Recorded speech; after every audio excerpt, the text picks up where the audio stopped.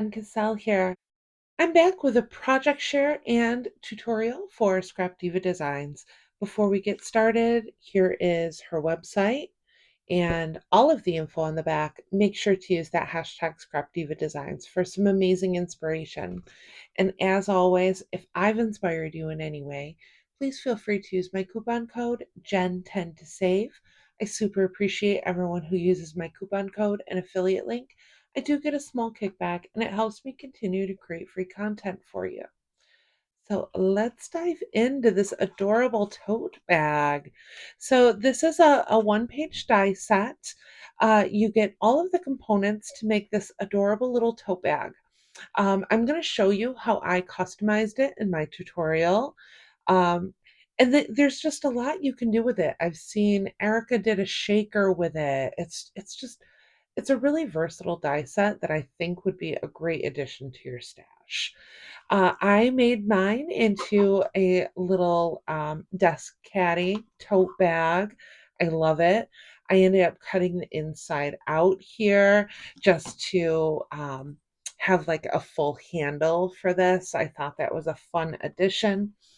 The Salty Soul is a Cricut file that I created along with some great clip art from Creative Fabrica, and I will link that in the description box as well. So the papers that I used are an old Maggie Holmes Flourish that I found, and I love how it was a little nautical without being like outright nautical. I love it. This whole like hot pink girly thing is just so stinking cute. So if you would like to see how I did this, stay tuned. So I already have one of these put together and I'm going to go through how I got to this point because what you have with the dies in the set are these right here.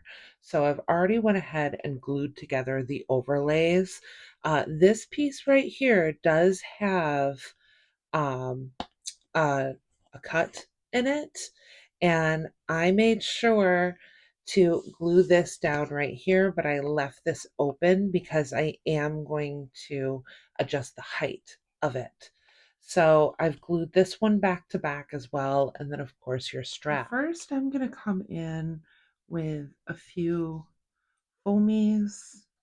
I'm putting them around the perimeter because I'm actually going to have some stuff like coming out of my bag.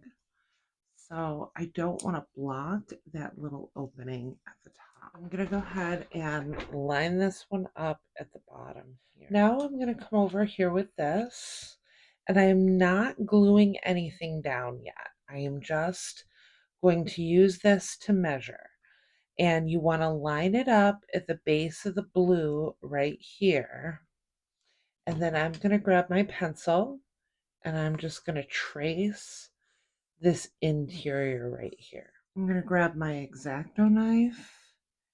And when I go to trace on here, when I go to cut this out, I'm actually going a little past, or I'm leaving a small border at my line, just so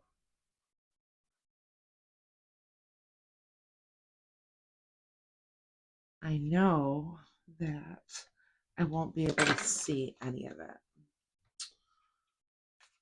Okay. And you can just toss that. Now, what I did here, I wanted to keep this up, but I want this back piece to stay tight to this. So I'm just going to run a bead of glue along this, because I want that to act as the back of my purse. So you won't see it if I was to say like throw a pair of sunglasses or something like that in there. Now I'm going to use liquid glue for the sides or the straps of my tote. Notice that I didn't put liquid glue all the way up. I'm going to pop this up at the top only. That way it's just even with this blue piece when I go to set everything down. All right, once you have your foam dots on, you can just bring this over And make sure that that is hitting the bottom of your tote. And there you have it. Now I went ahead and cut an 11.5 by 4-inch piece of paper. I scored at a 1/2 inch on either side, and then I also scored at 3 7/8 on each side. So 3 7/8, flip the whole thing, and then again at 3 7/8. And then once again, 1/2 inch, flip, 1/2 inch. So go ahead and grab your scissors and you can cut those joints out. Just miter these a bit, reduce that bulk.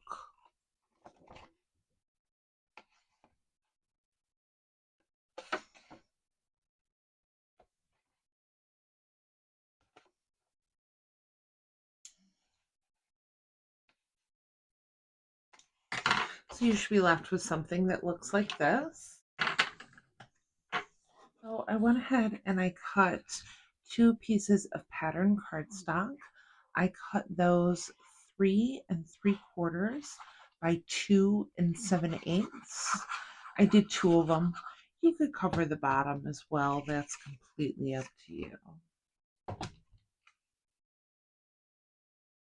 Now you can go ahead and add glue to this tab here, and I like to fold open for this, just kind of line everything up. Now you are going to get a tiny bit of overhang here, but if you want it to stand up flat like this, it's just something that you're kind of have to deal with. And this does, I know it's not ideal, but it does give it a lot more support. Now you can go ahead and right at that notch that you've made, just go straight to the score line. This is going to help. You've created a flat base, but there is a slight curve right here. So I'm actually going to use hot glue for this one. And I'm just going to bring that curve up so it doesn't stick out so much at the bottom.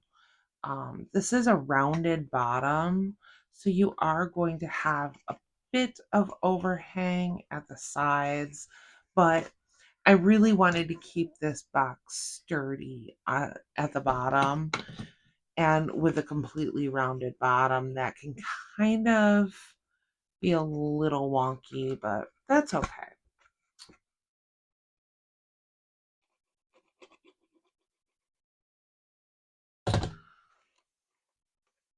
And then just bring it up to the corner here, adding glue to that last tab.